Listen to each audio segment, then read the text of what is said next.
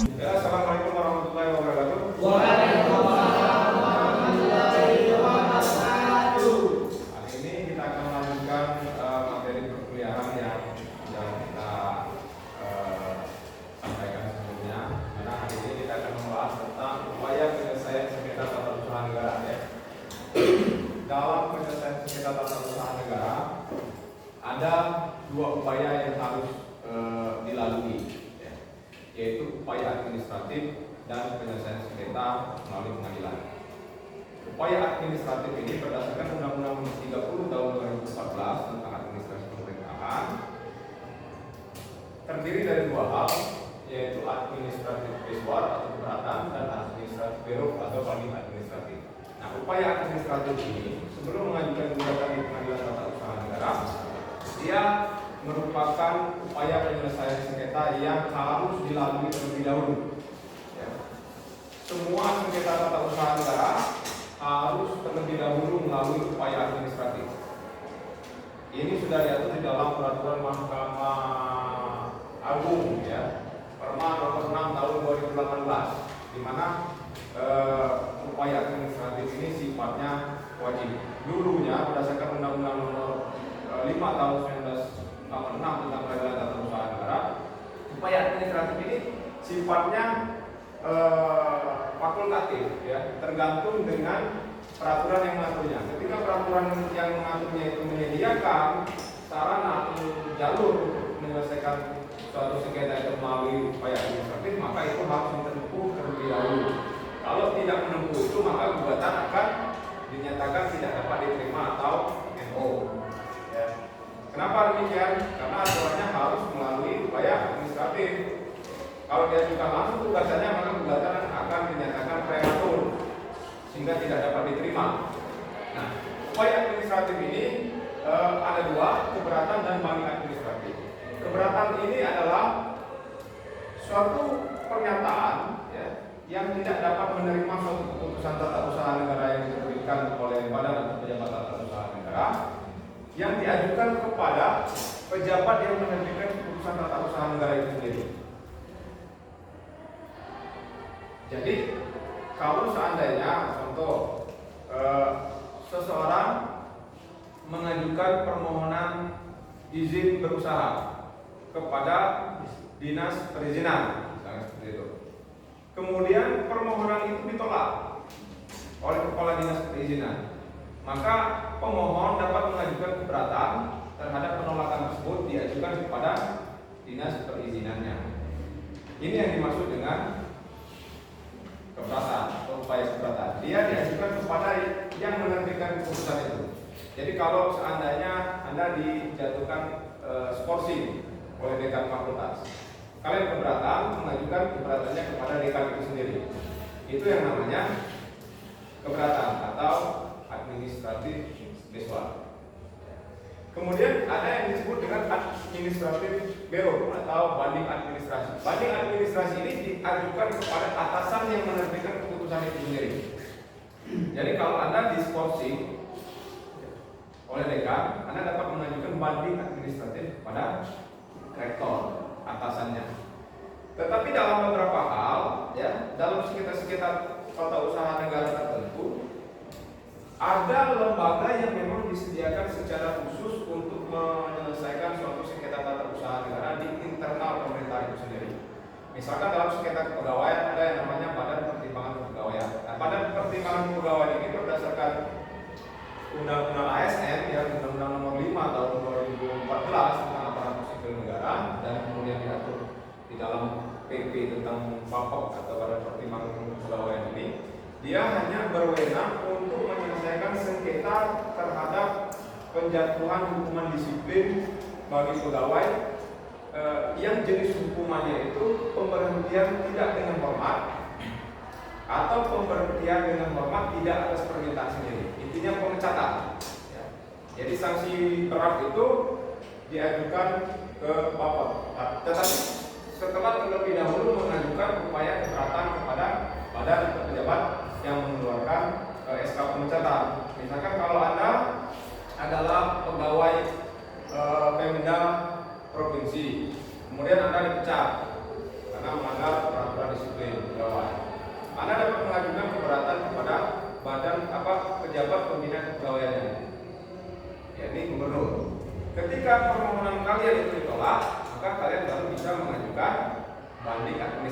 ke BAPEK atau Badan Pertimbangan Kepegawaian.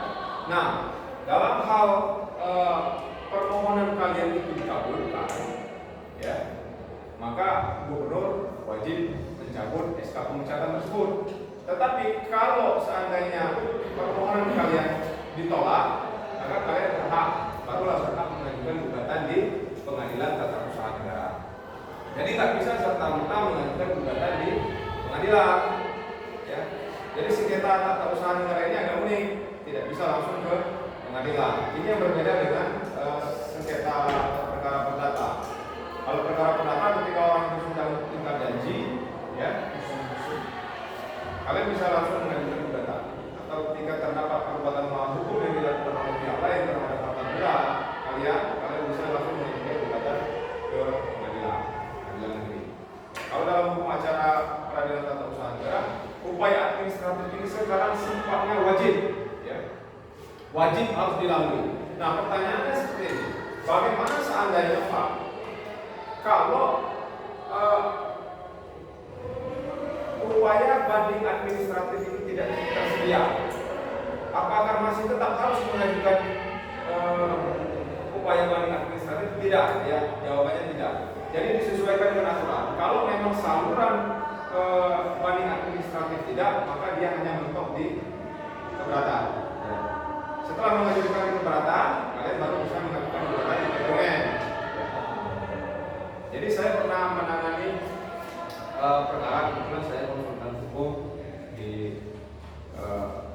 Pemda, ya, Pemda Kabupaten Timur Tengah. Jadi ada yang mengajukan keberatan kepada pejabat yang mengajukan keputusan itu. Kemudian keberatan itu kemudian ditolak oleh pejabat yang bersangkutan. Nah, dia mengajukan banding administratif kepada bupati, tetapi Pemda Kabupaten Bengkulu Tengah belum memiliki aturan tentang penyelesaian ataupun yang mewajibkan adanya banding administratif tersebut. Karena itu tidak ada, maka dia dapat mengajukan gugatan di Pengadilan Tata Usaha Negara. Nah, mungkin jadi pertanyaan lagi adalah apakah penyelesaian sengketa tata usaha negara melalui upaya administratif ini akan menjamin keadilan, ya, imparsialitas? Ini banyak sekali yang mempertanyakan ini, ya. Karena kenapa? Karena dia hanya diselesaikan oleh mereka sendiri. Misalkan bupati menerbitkan suatu keputusan, kita ngajukan kepada keberatan kepada bupati, otomatis dalam pikiran kita dia yang menerbitkan tentu dia akan menjaga wibawanya, tentu tidak akan mengabulkan permohonan itu, ya kan? Dia yang menolak, otomatis dia kan tidak akan menerima permohonan itu. Ini ketakutan kita. Begitu juga dengan banding administratif, ya. Nah, ini yang disebut dengan peradilan semu. Kenapa banding upaya administratif ini disebut peradilan semu? Karena dia merupakan lembaga tersendiri, ya, lembaga yang ditugaskan untuk menyelesaikan sengketa tata usaha negara. Sudah memenuhi unsur-unsur. Ya, secara teori suatu lembaga peradilan, ya, atau badan peradilan itu harus memenuhi 5 unsur, ya, harus memenuhi 5 unsur. Yang pertama, ada aturan yang abstrak yang mengatur, baik itu terkait dengan hukum materialnya maupun hukum formil. Hukum material itu terkait dengan masalah apa yang dilanggar, apa yang dilarang, apa yang menjadi perintah, apa yang menjadi kewajiban, apa yang menjadi hak. Kemudian ada hukum formil atau hukum acaranya. Ketika itu dilanggar, bagaimana cara menyelesaikannya, ya, menyelesaikan perkara tersebut. Ini disebut dengan hukum acara atau hukum formil. Kemudian ada para pihak yang bersengketa atau berperkara, minimal 2 orang. Kalau perkara atau sengketa dia sifatnya kontentius, artinya ada beberapa pihak, bisa 2 belah pihak, bisa menjadi 3 pihak, gitu kan? Kemudian ada badan atau pejabat yang diberikan tugas untuk menyelesaikan atau mengadili perkara atau sengketa tersebut. Dan unsur yang kelima adalah institusi atau badan yang bertugas untuk menyelesaikan sengketa tersebut haruslah bersifat independen. Nah, ini yang tidak dimiliki oleh upaya administratif. Kenapa dikatakan tidak independen? Karena dia berada di dalam lingkungan administrasi negara atau tata usaha negara. Dia akan independen kalau dia diselesaikan melalui pengadilan. Karena hakim bukan bagian dari eksekutif atau pemerintah, tetapi dia lembaga sendiri, lembaga yudikatif yang mendapat jaminan kebebasan dan kemandiriannya di dalam konstitusi kita atau undang-undang dasar. Jadi makanya upaya administratif ini juga disebut sebagai peradilan semu, ya. Sampai di sini ada yang ditanyakan? Belum? Kita lanjut ya. Kalau nggak ada saya anggap paham. Kemudian di dalam pasal 75, 78 Undang-Undang Nomor 30 Tahun 2014 dan Perma Nomor 6 Tahun 2018, di sini mengatur bahwa warga masyarakat yang dirugikan terhadap keputusan dan atau tindakan dapat mengajukan upaya administratif kepada pejabat pemerintahan atau atasan pejabat yang menetapkan dan atau melakukan keputusan dan atau tindakan. Jadi warga masyarakat yang dirugikan itulah yang bisa mengajukan permohonan penyelesaian secara upaya administratif, ya. Apakah itu dalam bentuk keberatan?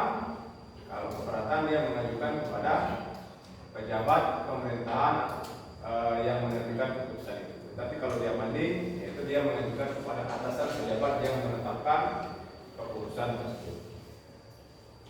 Tadi sudah saya sampaikan bahwa upaya administratif ini terdiri dari dua, yaitu keberatan dan banding.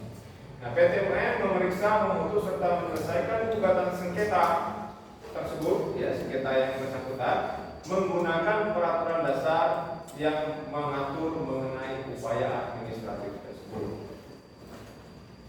Jadi PT UN ini dia baru memeriksa itu setelah dia mengetahui aturan dasarnya tentang penyelesaian administratif di lingkungan internal badan atau pejabat yang menerbitkan keputusan yang menjadi objek sengketa itu. Apakah itu hanya tersedia keberatan saja, jalurnya itu hanya keberatan saja, atau meliputi banding administratif juga, gitu. Kalau dia meliputi dua-duanya, maka dua-dua jalur atau upaya ini harus ditempuh terlebih dahulu. Setelah mengajukan keberatan baru dia mengajukan banding.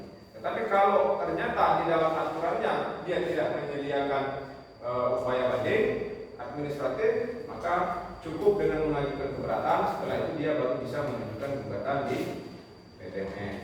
Atau mungkin bisa jadi hanya banding saja, upaya keberatan tidak ada di situ, ya. Tidak diatur di dalam peraturan dasarnya yang berlaku di lingkungan pemerintahan itu. Dia hanya mengatur apabila tidak bisa menerima suatu keputusan yang sudah diterbitkan, harus mengajukan permohonan kepada badan atasan atau atasan badan atau pejabat yang menerbitkan tersebut. Ini yang disebut dengan banding administratif. Dalam hal menerbitkan keputusan itu tidak diatur upaya administratif, pengadilan memeriksa sengketa tersebut merujuk pada undang-undang administrasi pemerintah, yaitu wajib melalui upaya administratif sebelum mengajukan gugatan ke PT UN. Jadi upaya administratif ini mutlak harus ditempuh, ya. Jangan nanti kalian ada sengketa pun langsung mengajukan gugatan. Itu akan membuat kalian sia-sia, ya, bekerja. Banyak yang melakukan seperti itu karena dulunya memang undang-undang administratif ini kan termasuk baru dan masih juga dalam proses penyesuaian, dan masyarakat masih banyak yang masih belajar terkait dengan undang-undang administrasi pemerintah, karena banyak sekali hal-hal yang berubah dari Undang-Undang Nomor 5 tahun 86 tentang peradilan tata usaha negara.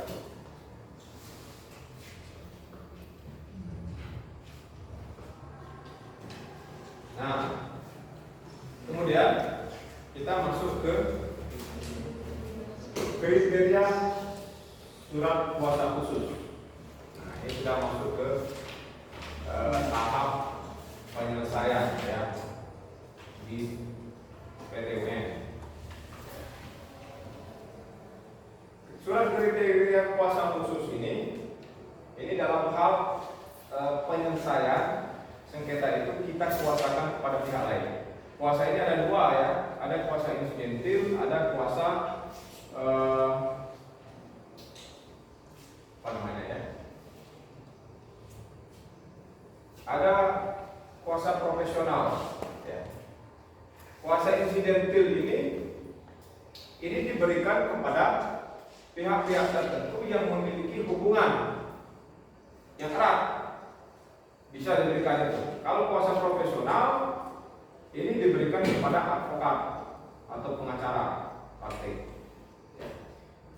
Yang dimaksud dengan kuasa insidentil yang memiliki hubungan yang erat dengan pihak itu apabila misalkan tergugatnya adalah Pemda pemerintah ya, katakanlah pemerintah, maka dia dapat memberikan kuasa insidentil itu kepada bidang atau bagian yang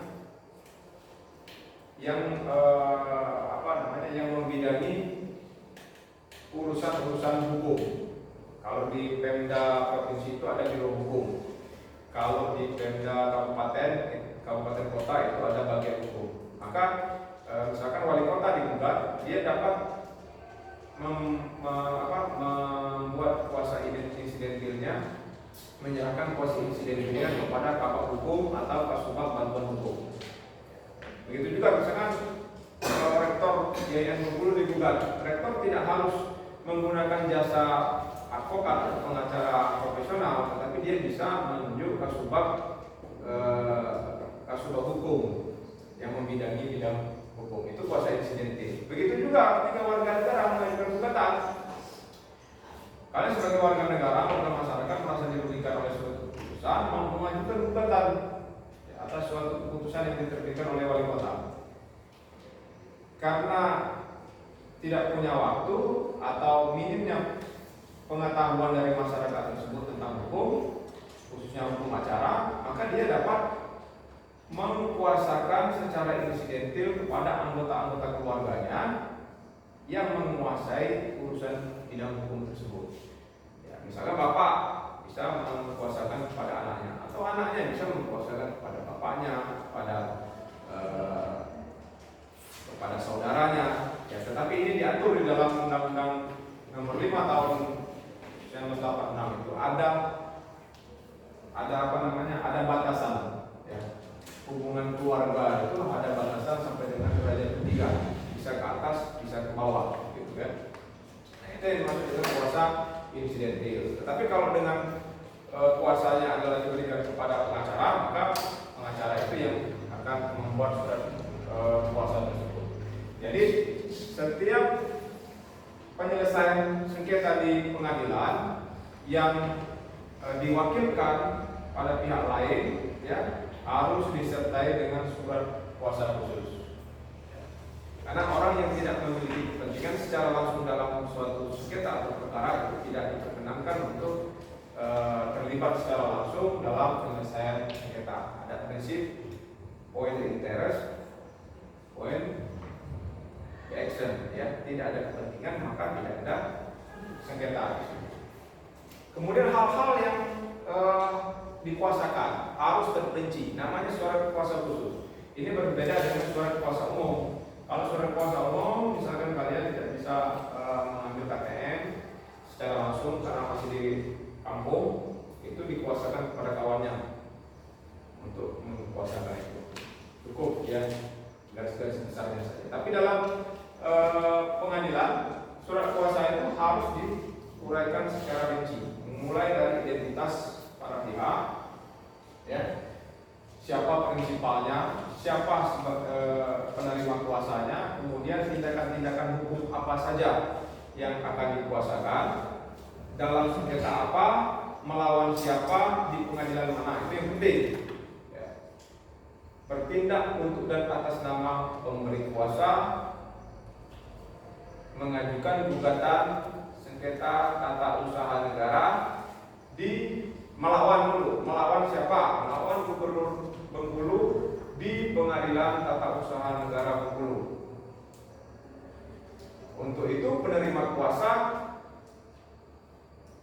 dapat bertindak secara sendiri-sendiri maupun bersama-sama, mewakili, mendampingi, ya, menghadap, pokoknya semuanya itu harus dibolehkan. Apa saja, mengajukan gugatan, ya, mengajukan replik, ya, kalau tergugat mengajukan jawaban, mengajukan duplik, mengajukan dan menyanggah alat-alat bukti, mengajukan kesimpulan, sampai dengan hal-hal yang lainnya yang dibutuhkan dalam acara tersebut.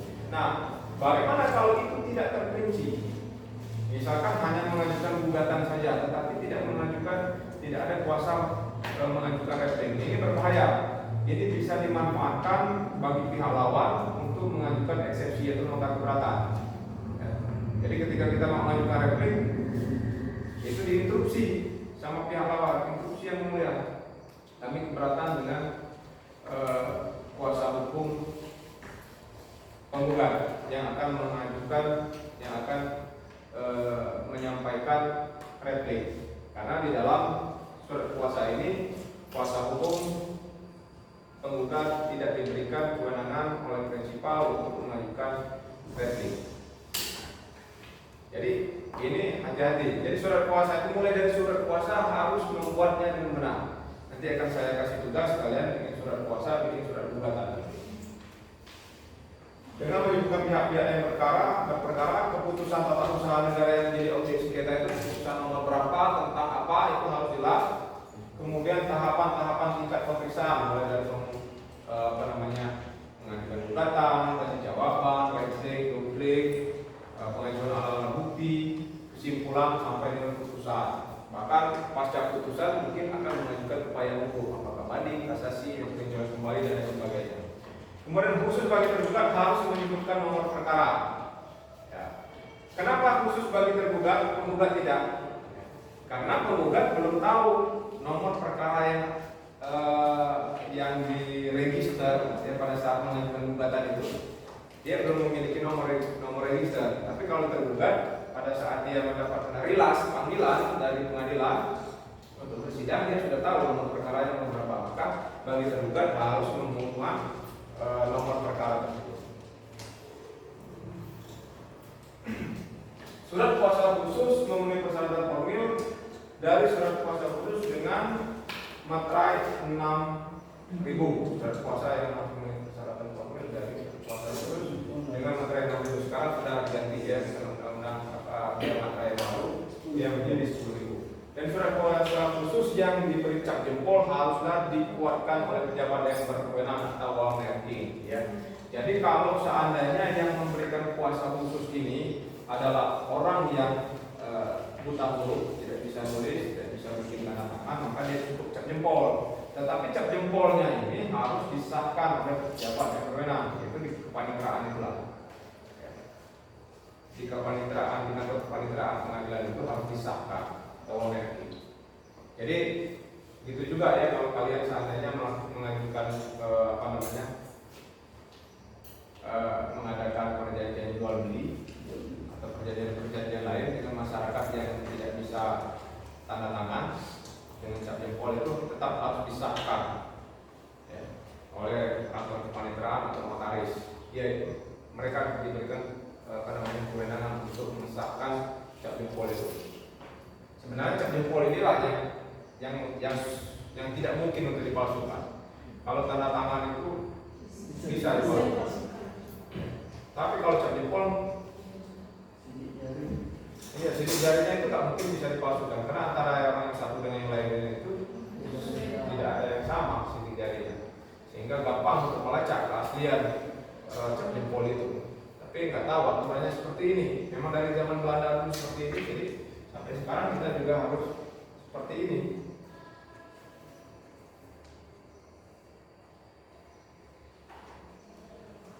Nah, ini sistematika surat gugatan ya. Sistematika surat gugatan yang pertama kepala gugatan harus ada tanggal gugatan itu dibuat. Ya. Tanggal ini penting ya. Penting walaupun nanti dalam peregistrasian nomor register oleh pengadilan nanti akan dikasih tanggal lagi. Ini untuk menunjukkan tenggang waktu saat kita mengajukan gugatan tersebut dengan pada saat keputusan tata usaha negara tersebut diterbitkan. Tenggang waktunya berapa lama? Karena berdasarkan Undang-Undang Nomor 5 Tahun 86 itu tenggang waktu mengajukan gugatan hanya berlaku paling lama 90 hari sejak keputusan tata usaha negara itu diterbitkan. Ya. Kalau sengketa tanah hanya 30 hari. Ya. Sengketa terkait dengan masalah keputusan tata usaha negara yang berkaitan dengan tanah, pengadaan tanah itu 30 hari. Ya. Jadi tanggal gugatan ini penting. Ketika kalian buat surat gugatan, kalian harus membuat badan Bengkulu, tanggal berapa harus ada. Kemudian pengadilan yang ketujuh, ini terkait dengan kompetensi, ya, baik kompetensi absolut maupun kompetensi relatif itu dapat dilihat di kepalanya ini bagian pengadilan yang ketujuh. Kepada yang terhormat Ketua Pengadilan Tata Usaha Negara Bengkulu. Jadi ini penting. Kenapa penting? Jangan sampai nanti ternyata apa yang diperkarakan itu bukan keputusan tata usaha negara, tetapi sengketa kepemilikan, ya, diajukan kepada pengadilan tata usaha negara. Jelas salah, ini tidak masuk dalam kompetensi kewenangan pengadilan tata usaha negara. Secara absolut itu adalah kewenangannya pengadilan perdata, pengadilan negeri.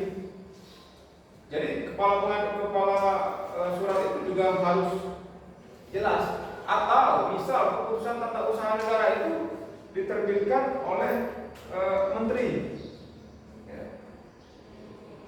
Sementara kita mengajukan gugatan kepada yang terhormat Ketua Pengadilan Tata Usaha Negara Bengkulu. Sementara di dalam undang-undang Peradilan Tata Usaha Negara, gugatan itu diajukan kepada pengadilan di mana tempat tergugat berada. Kalau menteri kan di Jakarta, berarti ngajukan gugatannya ke Jakarta. Ya, gugatannya mengajukannya ke Jakarta. Pak, bagaimana kalau kita kesana kan biayanya mahal. Melalui pengadilan Bengkulu, pengadilan tata usaha negara Bengkulu bisa nggak? Bisa, tapi harus disebut kepada yang terhormat Ketua Pengadilan Tata Usaha Negara Jakarta di Jakarta melalui Ketua Pengadilan Negeri Pengadilan Tata Usaha Negara Bengkulu di Bengkulu. Jadi kan jelas, tetap tujuannya adalah di situ. Nanti kepaniteraan yang ada di sini akan mengirimkan berkas permohonan gugatan itu ke Pengadilan Tata Usaha Negara di Jakarta.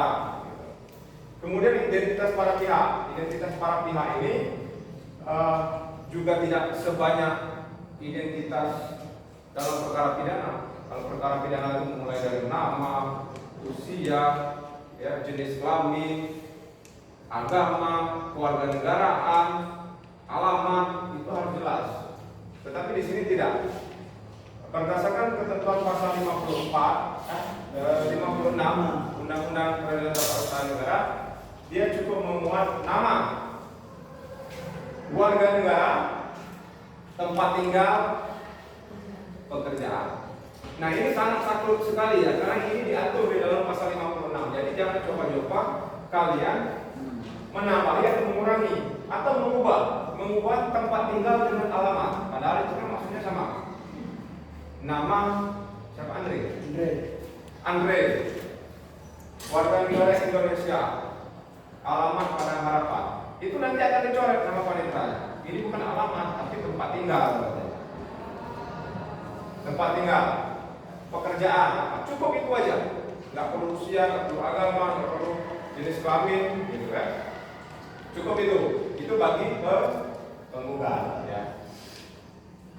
Bagaimana kalau seandainya penggugatnya bukan person, naturalistic person, bukan orang pribadi, tetapi dia badan hukum, PT atau yayasan menggugat pemerintah, tetap nama PT Angin Ribut, warga negara ya Indonesia, karena dia didirikan berdasarkan hukum Indonesia.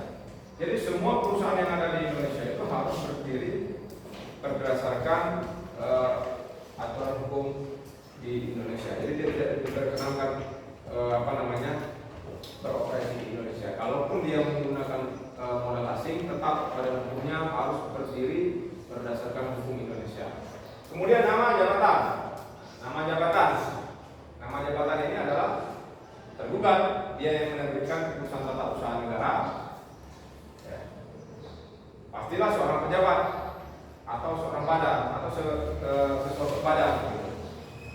Jabatan Gubernur Bengkulu. Jadi jangan sekalian namanya Rohini Mersa, tidak. Tapi nama jabatannya yang gugat, Gubernur Bengkulu. Karena nanti kalau kalian menggugat Rohini, nggak tahu ya besoknya dia diberhentikan dari gubernur, gitu kan? Dan memang seorang Rohini dia tidak punya apa-apa. Tanpa menjadi gubernur dia tidak bisa menerbitkan keputusan karena dia tidak diberikan kewenangan oleh undang-undang. Dia baru bisa menerbitkan keputusan ini, keputusan itu setelah dia menjabat sebagai gubernur. Karena dia menjabat sebagai jabatan tata usaha negara dan jabatan itu sifatnya permanen. Ya. Namun, ya memang jabatan tidak bisa bekerja tanpa adanya orang pribadi yang melaksanakan atau yang menggerakkannya. Jadi yang digugat adalah nama jabatannya. Kemudian tempat kedudukan. Tempat kedudukan juga seperti itu. Jangan kalian ganti dengan tempat tinggal atau alamat. Tempat kedudukan. Ya.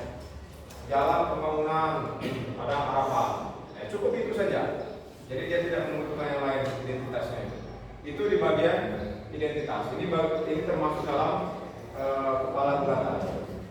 Kemudian di badan gugatan, pertama yang harus kalian jelaskan adalah objek gugatan, objek sengketa. Bahwa yang menjadi objek sengketa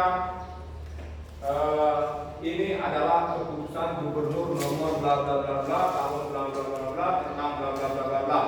Disebutkan bahwa keputusan itu merupakan keputusan sebagaimana diatur di dalam undang-undang peradilan tata usaha negara.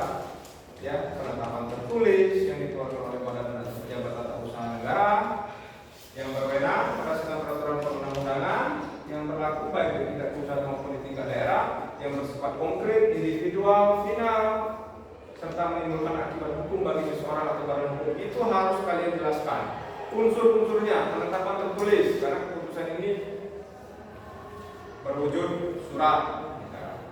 Kemudian dikeluarkan oleh Badan atau Pejabat Tata Usaha Negara. Sebutkan jabatnya yang mana, konkretnya di mana, individualnya di mana, finalnya di mana, akibat hukumnya seperti apa. Itu dijelaskan di awal itu sebelum kalian masuk ke masalah duduk sengketanya. Ya, objeknya dijelaskan dulu. Kemudian kewenangan mengadili juga harus kalian jelaskan di situ. Bahwa berdasarkan ketentuan pasal berapa tadi yang terkait dengan masalah kompetensi mengadili, ya, di mana tempat tergugat berada, sehingga kewenangan mengadili ini menjadi kewenangan pengadilan tata usaha negara dulu. Harus dijelaskan. Tenggang waktu, tenggang waktu ini juga harus kita jelaskan. Ini untuk membuktikan bahwa ketika Anda memasukkan gugatan di PT UN itu, gugatan Anda itu masih dalam tenggang waktu yang ditentukan undang-undang, belum kedaluarsa. Ya. Jadi ada expirednya juga, sama seperti makanan dan kosmetik gitu. Jadi ada tenggang waktunya 90 hari. Kapan keputusan itu diterbitkan, kapan keputusan itu Anda terima, maka disebutkan di sana untuk menunjukkan bahwa pada saat Anda mendaftarkan gugatan tersebut di pengadilan itu masih dalam tenggang waktu yang diatur atau yang ditentukan dalam undang-undang 90 hari, ya, atau sesuai dengan ketentuan yang khusus yang mengatur itu. Kemudian kepentingan penggugat, di mana letak kepentingan saudara mengajukan gugatan itu. Ini harus ditunjukkan bahwa akibat terbitnya keputusan gubernur nomor bla bla bla bla tahun bla bla bla tentang bla bla bla, penggugat merasa dirugikan karena penggugat bla bla bla bla tidak dapat melaksanakan kegiatan usaha dan sebagainya. Itu harus disebutkan ya di mana kerugian tersebut muncul. Kemudian yang terakhir posita atau fundamentum petendi. Ini duduk perkara atau duduk sengketanya. Ini harus kalian uraikan secara rinci kronologisnya ya.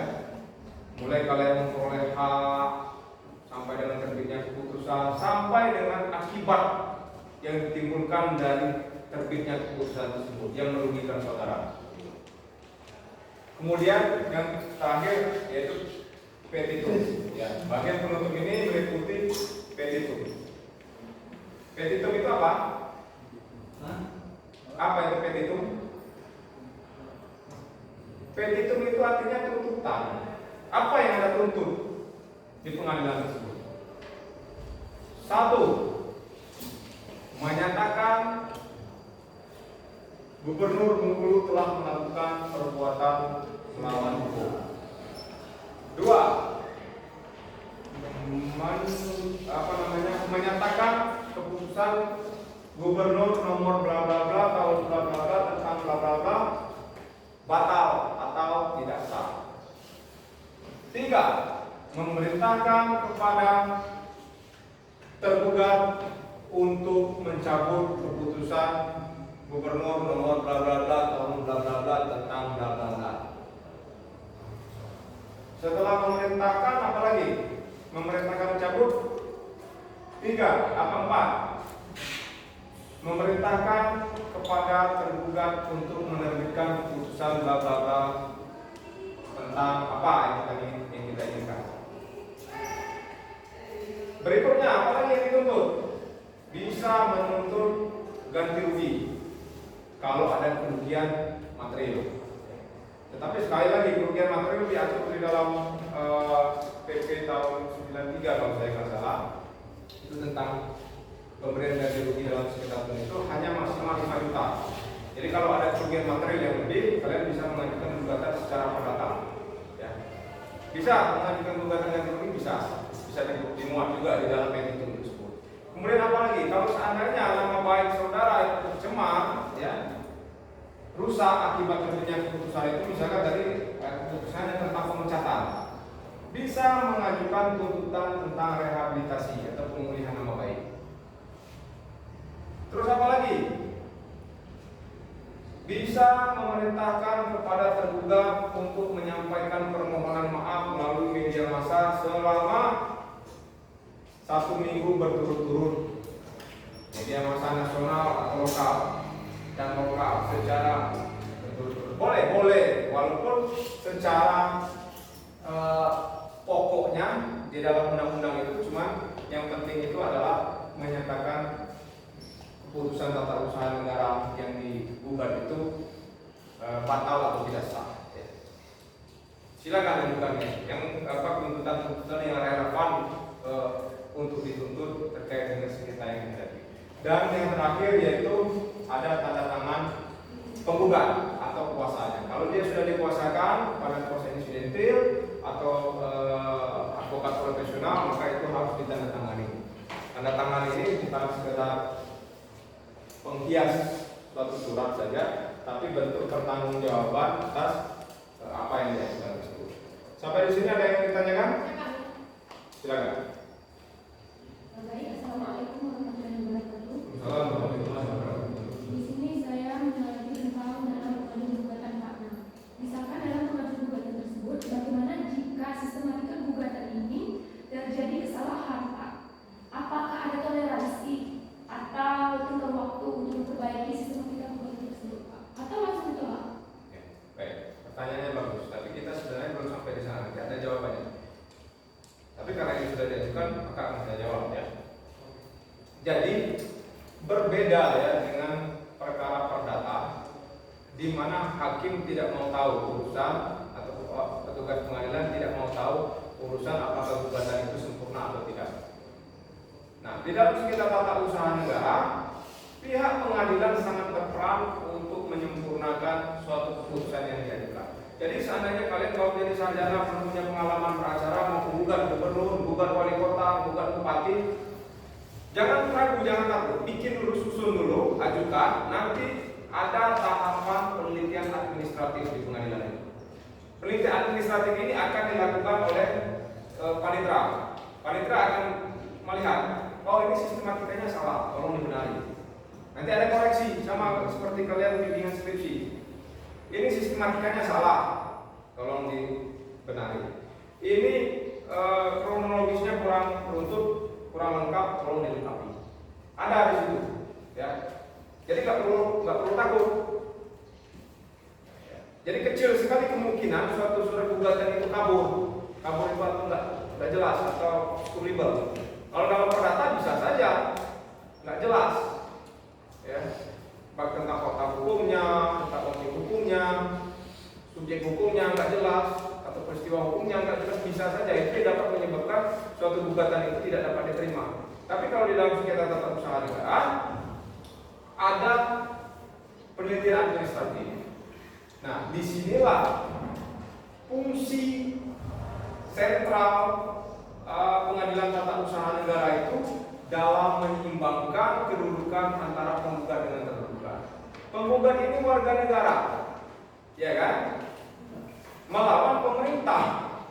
Jelas ini tidak seimbang. Satu memiliki kewenangan yang diberikan undang-undang, memiliki kelengkapan prasarana, memiliki anggota personil yang banyak, melawan masyarakat yang lemah yang tidak punya apa-apa.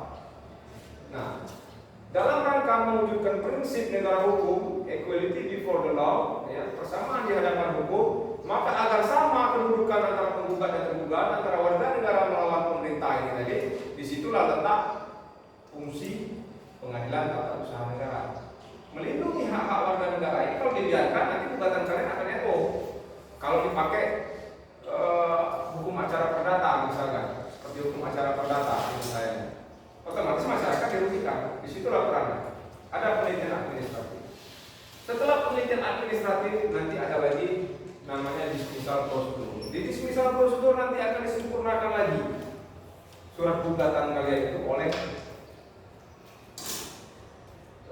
majelis hakim, ya, atau hakim yang ditunjuk untuk menyelesaikan dismissal prosedur tersebut. Nanti ini tolong diperbaiki oleh hakimnya. Begitu juga ketika kalian tidak mempunyai keputusan yang menjadi objek sengketa itu kalian tidak punya, kalian hanya meraba-raba dan tahu dari media, tidak tahu isinya seperti apa. Nah, hakim dapat memerintahkan kepada tergugat, saudara tergugat, tolong berikan penggugat ini salinan keputusan tata usaha negara yang digugat itu. Dia bisa memerintahkan itu. Kalau dalam perdata, hakim bersifat pasif. Dia menerima aja, mau gugatannya salah atau enggak.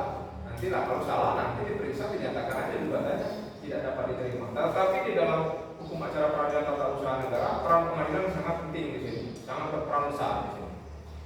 Ini yang disebut dengan prinsip dominus litis, ya, hakim itu bersifat aktif di sini. Paham? Jadi nggak perlu takut dia ngajukan gugatan nanti takut salah, takut apa, takut kurang, tidak sempurna, nggak perlu takut. Lanjut, siapa tadi pertanyaannya? Belum, Pak. Sudah ditanyakan saja. Oke, sudah terjawab. Ada yang lain ingin bertanya? Sudah jelas semua? Nah, kalau sudah jelas,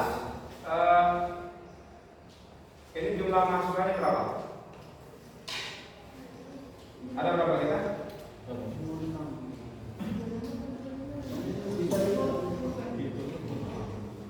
Bagi 5, ya. Masing-masing kelompok silakan komtingnya membagi. Tapi merata ya, jangan cowok-cowok semua, jangan cewek cowok, ya. Cewek semua. Jadi digabung. Tugas kalian minggu depan harus segera dikumpul membuat surat kuasa khusus dan surat gugatan. Nanti akan kita koreksi ya bersama di mana letak kekurangan atau saudara